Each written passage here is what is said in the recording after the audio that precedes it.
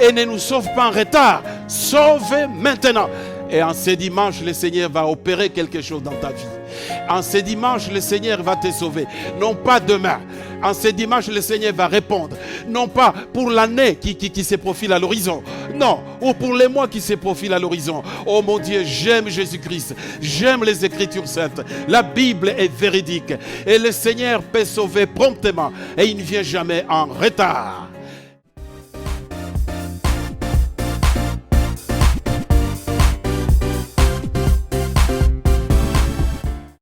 Notre première lecture se situe dans Zacharie au chapitre 9, versets 9 à 10. Le prophète Zacharie, chapitre 9, versets 9 à 10. Réjouis-toi, fille de Sion, lance des acclamations, fille de Jérusalem. Voici ton roi qui vient à toi. Il est juste et victorieux. Il est humble et monté sur un âne, sur un ânon, le petit d'une ânesse. Je supprimerai les chars d'Éphraïm et les chevaux de Jérusalem. Les arcs de guerre seront brisés. Il annoncera la paix aux nations et il dominera d'une mer à l'autre, depuis l'Euphrate jusqu'aux extrémités de la terre. Le second texte se situe dans Luc 19, 28 à 40. Luc 19, 28 à 40. Après avoir dit cela, Jésus marcha devant la foule pour monter à Jérusalem. Lorsqu'il approcha de Bethphagée et de Béthanie vers la colline appelée Mont des Oliviers, Jésus envoya 2 de ses disciples en leur disant: allez au village qui est en face. Quand vous y serez entrés, vous trouverez un ânon attaché sur lequel les personnes n'est encore jamais montées. Détachez-les et amenez-les. Et si quelqu'un vous demande pourquoi les détachez-vous, vous lui répondrez: le Seigneur en a besoin. Ceux qui étaient envoyés partir et trouvèrent tout comme Jésus le leur avait dit. Comme ils détachaient l'ânon, ses maîtres leur dirent: pourquoi détachez-vous l'ânon? Ils répondirent: le Seigneur en a besoin. Et ils amenèrent l'ânon à Jésus. Après avoir jeté leur manteau sur son dos, ils firent monter Jésus. À mesure qu'il avançait, les gens étendaient leurs vêtements sur les chemins. Déjà, il approchait de Jérusalem vers la descente du mont des Oliviers. Alors toute la foule des disciples, remplis de joie, se mirent à adresser à haute voix des louanges à Dieu pour tous les miracles qu'ils avaient vus. Ils disaient: béni soit le roi qui vient au nom du Seigneur, paix dans les ciels et gloire dans les lieux très hauts. Du milieu de la foule, quelques pharisiens dirent à Jésus: Maître, reprends tes disciples. Il répondit: je vous l'ai dit, si eux se taisent, les pierres crieront. Seigneur, bénis ta parole. Amen. Libération et droit de propriété. Voici les titres de mon message lors de ces cultes du dimanche de Ramon. L'entrée triomphale de Jésus à Jérusalem n'est pas une ordonnance, comme les baptêmes ou l'Eucharistie, la Sainte Seine. Cependant, l'Église chrétienne, tout au long de son existence, a conservé cette fête, ce dimanche qui précède la Pâque. Nous sommes dans la dernière Pâque de Jésus. Et comme d'habitude, Jésus va monter à Jérusalem pour accomplir un acte prophétique de grande envergure. Et nous voyons que ce que Luc nous dépeint ici, à son socle, dans les livres de Zacharie, les prophètes Zacharie. Le prophète Zacharie est un grand visionnaire qui est revenu à Jérusalem, provenant de Babylone après l'exil, en l'an 538. Il est dit qu'il était fils d'un certain Iddo. Dans les rouleaux de Néhémie, Esdras, nous trouvons les noms de ces idoles comme membres de la famille sacerdotale. Donc le prophète Zacharie provenait d'une famille mise à part. C'était un lévite. Zacharie, Martin Luther les nomme comme la quintessence des prophéties bibliques. Parce que ces prophètes, quand on les lit méticuleusement, l'on constate qu'ils se servent des autres prophéties, des autres écrits, de ses prédécesseurs, pour présenter une sorte de résumé. Zacharie a un message très important pour Israël.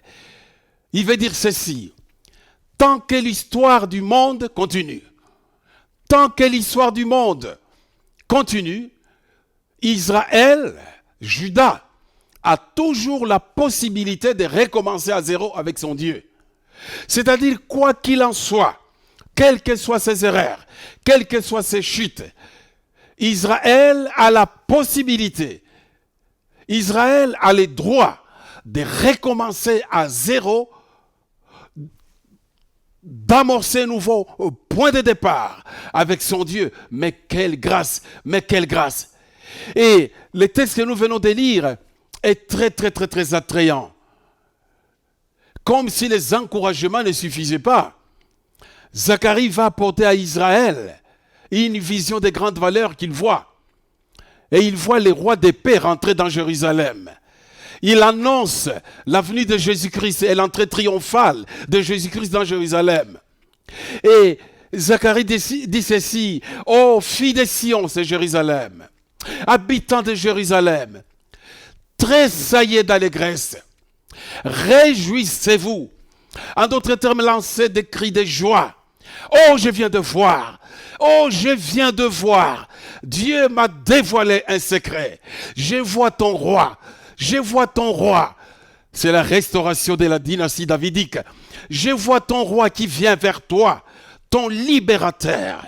Et c'est un roi humble. C'est un roi juste. C'est un roi vrai. C'est un roi sauveur. Ce roi est assis sur un anon, le petit d'une ânesse. Les voici qui rentrent. Et quand il vient au milieu de toi, il va faire taire la guerre. Il n'y aura plus de guerre. Il va apporter la paix. Il va restaurer la paix. Et cette paix ne sera pas qu'une paix partielle, mais une paix totale et universelle. Je vois ton roi, dit Zacharie. Je vois ton roi. Il dominera jusqu'aux extrémités de la terre. Son royaume, en d'autres termes, n'aura pas de limites. Il n'aura pas de concurrents. Oh, je vois ton roi. Tressaille d'allégresse. Sache que tu es libéré. Les arcs, les flèches ne vont plus crépiter. Des ennemis seront écrasés. Tu vas expérimenter la paix, mais la véritable paix.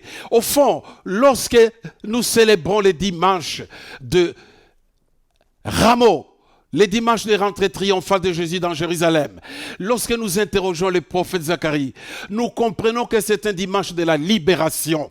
C'est un dimanche de la libération. Il faut saisir ces messages. C'est la libération et la paix. Dans ces temps de perturbation, dans ces temps de turbulence, dans ces temps où beaucoup dépriment, en festoyant ces dimanches de Rameau, rappelons-nous que notre roi est libérateur et qu'il n'a pas de concurrent.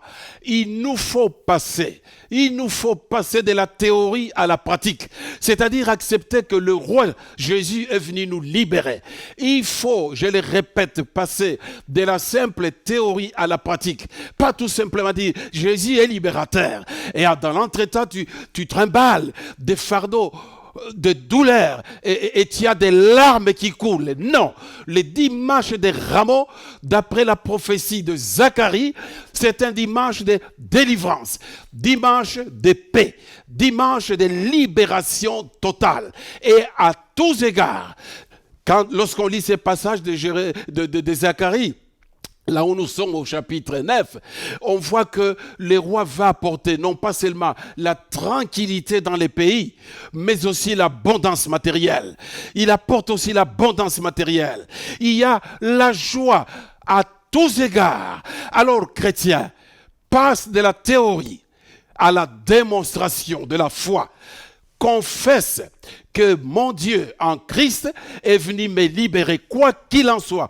Il est venu me libérer et il me libère à tous égards. Mais le roi qui est humble, le roi qui est humble, qui monte sur un anon, des conquérants montés sur des chevaux. Chez les Romains, les généraux vainqueurs, il rentrait derrière ses armées, assis sur son cheval blanc, et tout le monde l'ovationnait. Mais notre roi Jésus-Christ, le créateur des cieux et de la terre, tout comme il est né dans l'étable, quelle humilité, tout comme il est né dans des odeurs, des bouses de vaches, notre roi rentre aussi triomphalement dans Jérusalem, assis sur un anon. Tournons-nous maintenant vers Luc.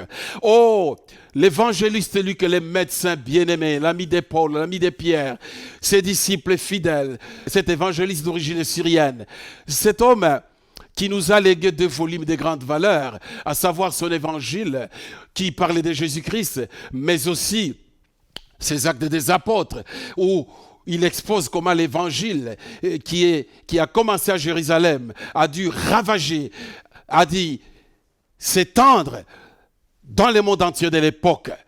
Alors, Luc nous parle de la dernière montée de Jésus-Christ vers Jérusalem. Et comme d'habitude, les 12 sont là, et comme d'habitude, des grandes foules les suivent.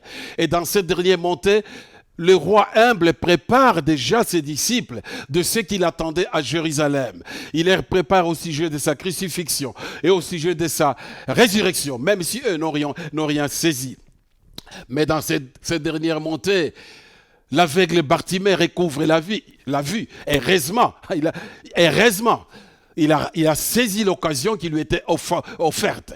Mais aussi, toujours dans ces dernières montées, Zachée, le petit homme de Jéricho, le chef des publicains, lui aussi a trouvé la paix de son âme. Oh, comme je souhaiterais bien que ceux qui n'ont pas le Christ trouvent la paix de leur âme en ces dimanches de Rameaux.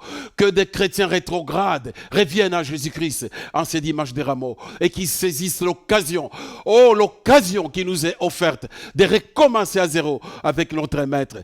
D'ailleurs, la langue originale, le texte gréco-iné dit ceci: Jésus durcit son front. Il durcit son front pour monter à Jérusalem. Il savait ce qu'il attendait. Et alors il avance à la lumière des autres évangiles, et plus particulièrement de l'évangile de Jean. L'entrée de Jésus dans Jérusalem est précédée du miracle des miracles, du grand miracle, à savoir la résurrection de Lazare de Béthanie, frère de Marthe et de Marie.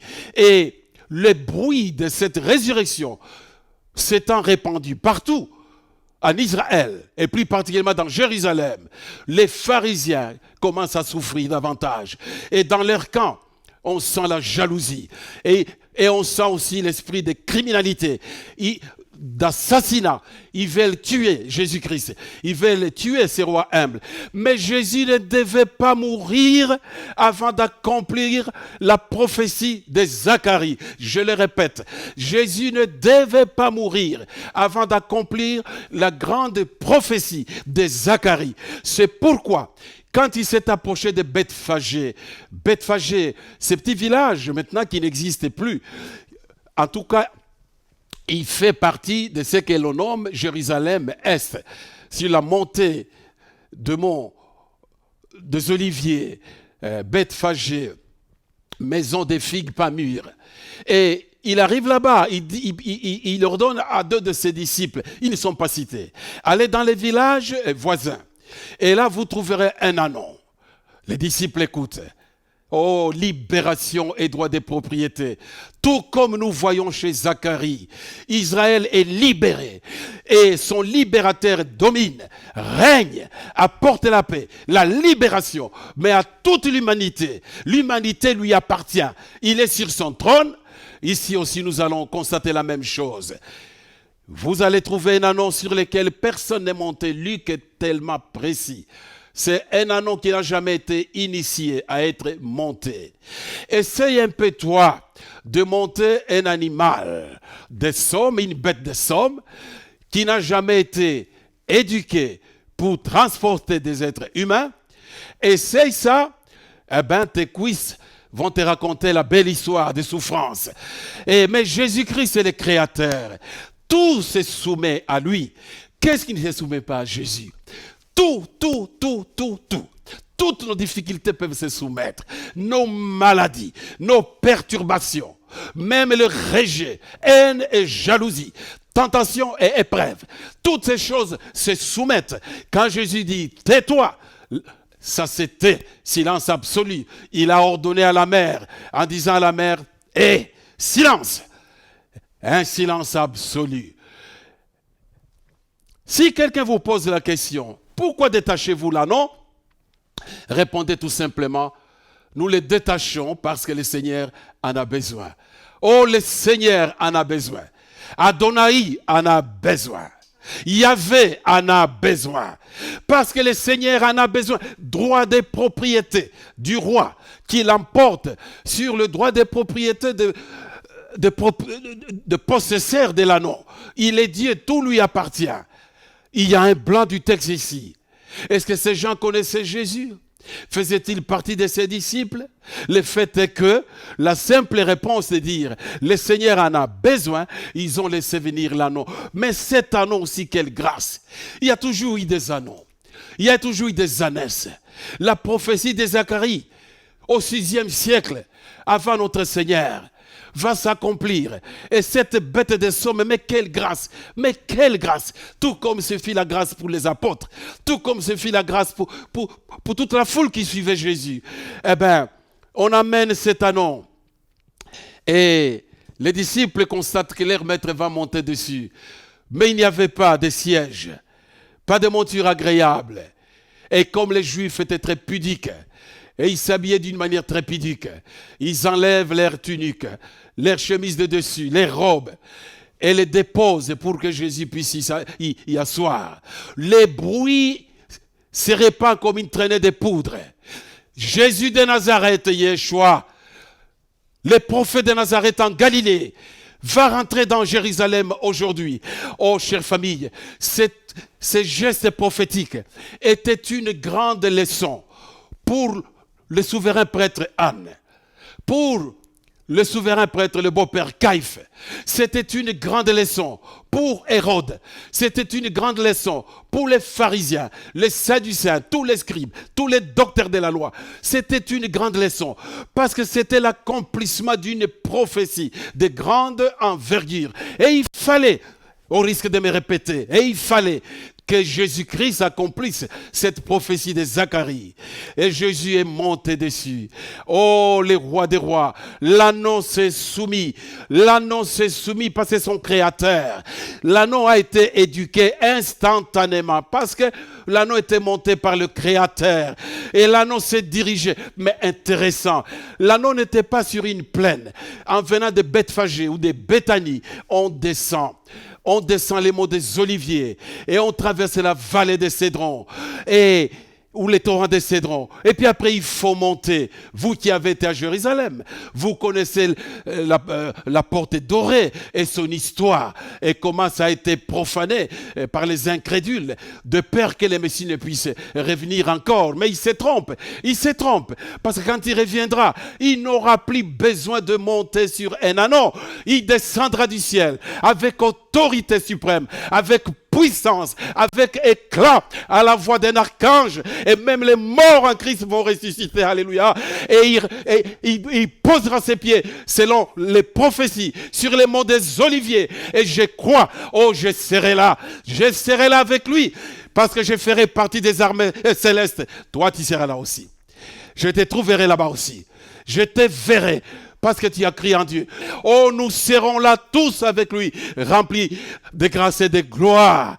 Jésus rentra dans Jérusalem, les évangiles disant que lorsqu'il entra dans la ville, une question s'est posée. Les gens s'est posé la question, mais qui est-ce Qui est-ce? C'est la période pascale. Jérusalem est remplie de pèlerins venant de partout. Mais qui est-ce? Les gens avec des rameaux et en train de crier. Oh, j'aime ces cris de Hosanna. Ces cris de Hosanna de l'hébreu Hoshiana signifie sauve, nous t'en prions. Sauve, nous t'en prions. Sauve maintenant. Lors de la fête des tabernacles, ô Israël, récitez les psaumes 118 et plus particulièrement quelques versets. Et ces versets étaient cités. Hoshiana, sauve, sauve. C'est un cri d'appel. On s'adresse à celui qui est le plus fort, au roi des rois. Sauve, nous t'en prions. Et ne nous sauve pas en retard. Sauve maintenant. Et en ce dimanche, le Seigneur va opérer quelque chose dans ta vie. En ce dimanche, le Seigneur va te sauver. Non pas demain. En ce dimanche, le Seigneur va répondre. Non pas pour l'année qui se profile à l'horizon. Non. Ou pour les mois qui se profilent à l'horizon. Oh mon Dieu, j'aime Jésus-Christ. J'aime les Écritures saintes. La Bible est véridique. Et le Seigneur peut sauver promptement. Et il ne vient jamais en retard. Mais aussi chez Luc, les gens criaient... Oh, gloire à Dieu, paix dans les ciels, etc. Et ça rappelle les chants des anges à la naissance de Jésus-Christ. Paix dans les ciels, gloire à Dieu. Oh, alléluia. Et Jésus rentre, et il rentre. Qui est-ce? Et les autres en courant avec les rameaux, en criant Hoshiana, Hoshiana. Mais qui est-ce? C'est Jésus, le prophète de Nazareth, en Galilée. Et Jésus rentre dans Jérusalem et le texte grec dit la ville trembla. La ville eut comme un séisme. Et nous les voyons interpellés par les pharisiens. Les pharisiens sont fâchés. Ce sont des théologiens. Avec leur théologie retardée, avec leur théologie bornée, ils ne comprenaient pas que les choses venaient de changer. Ils se préparaient à égorger l'agneau pascal, à manger la chair, à boire du vin comme d'habitude. Ils étaient dans leur tradition, mais ils ne savaient pas que les choses avaient déjà changé, que la prophétie de Zacharie s'était accomplie en ces jours-là. Et ils sont là, et ils disent à Jésus, mais écoutez, Rabbi, interdis tes disciples. Interdis tes disciples. En d'autres termes, pourquoi est-ce que tes disciples t'acclament comme les rois Messie? Interdis-les. Tu n'es pas les rois Messie. Et Jésus de leur répondre, s'ils se taisent, les pierres peuvent crier. En d'autres termes, toute la nature, toute la création peut glorifier Dieu. Oh, attention, ne sois pas comme ces gens qui se considèrent indispensables dans l'église. Tu peux te taire, les pierres peuvent crier. Tu peux abandonner le Christ, l'évangile ne mourra pas. Tu peux les renier, l'évangile ne va pas prendre fin. Soyons humbles comme notre roi et marchons avec lui. Oh chers chrétiens, oh chère famille, puissions-nous nous rappeler que Jésus-Christ qui nous libère a aussi les droits de propriété sur nous. Tout comme il s'est octroyé les droits d'utiliser le nom qui appartenait à autrui, tout ce dont il dispose lui appartient. Qu'as-tu qui ne puisse lui appartenir? Ton intelligence, le Seigneur en a besoin. Tes diplômes, le Seigneur en a besoin. Ta vieillesse, le Seigneur en a besoin. Ta jeunesse, le Seigneur en a besoin. Ton veuvage, le Seigneur en a besoin. Ton célibat, le Seigneur en a besoin. Ta maison, le Seigneur en a besoin. Ton argent, le Seigneur en a besoin. Ta beauté, le Seigneur en a besoin. Tout ce dont tu disposes, ta garde-robe, le Seigneur en a besoin. Est-ce que tu sais que c'est lui qui donne tout? Est-ce que tu sais que nous sommes appelés à investir pour le royaume? Tes épreuves et tes tentations, le Seigneur les aime aussi. Parce qu'il sait comment te diriger et comment te faire sortir de ces épreuves. Comment te libérer. Il est venu pour te libérer. Sors de la théorie. Passe à la démonstration d'une foi active. Confesse cette libération. Et tu la confesses à tous égards. Et tu cries au Shiana. Tu cries au Zana. Tu cries gloire à Dieu. Paix dans les ciels. Gloire à Dieu. Gloire dans les hauteurs. Et tu confesses Jésus-Christ. Quand lui règne, les démons tremblent. Quand lui prend la première place, les démons tremblent. Tu t'imagines? Il monte un anneau qui n'a jamais été éduqué pour cela. Il est capable de transformer des choses dans ta vie, des choses que les hommes ne réussiront jamais à changer. L'entrée de Jésus dans Jérusalem, Jésus assis sur un anneau, ces rois humbles, c'est vraiment la symbolique de notre libération. Nous sommes libérés à tous égards. Attachons-nous à la parole de Dieu. Qu'est-ce qui nous séparera de l'amour du Christ? L'apôtre Paul dit, non, il n'y a rien qui puisse nous séparer de ce grand amour, de l'amour de ce grand roi.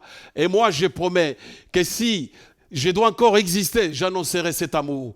Je prêcherai ce Jésus. Je crierai toujours Hoshiana. Hosanna, sauve maintenant, et il est capable de sauver.